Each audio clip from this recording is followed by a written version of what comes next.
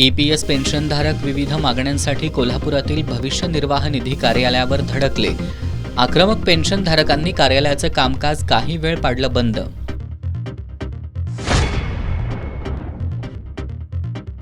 अवकाळी पाऊस, गारपीट आणि अतिवृष्टी नुकसानग्रस्त शेतकऱ्यांना तात्काळ भरपाई द्या. काँग्रेसचे विधान परिषदेतील गटनेते आमदार सतेज पाटील यांनी विधान परिषदेत तारांकित प्रश्नाद्वारे मागणी.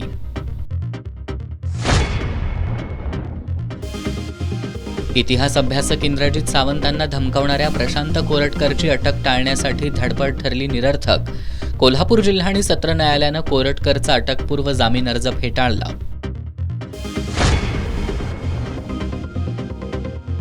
आपली सही ऑटोग्राफ बनेल असं यश मिळवा. Doctor B.C. रॉय अवॉर्डनं सन्मानित डॉक्टर वेदप्रकाश मिश्रा यांचं D.Y. पाटील अभिमत विद्यापीठाच्या दीक्षांत समारंभात विद्यार्थ्यांना आवाहन.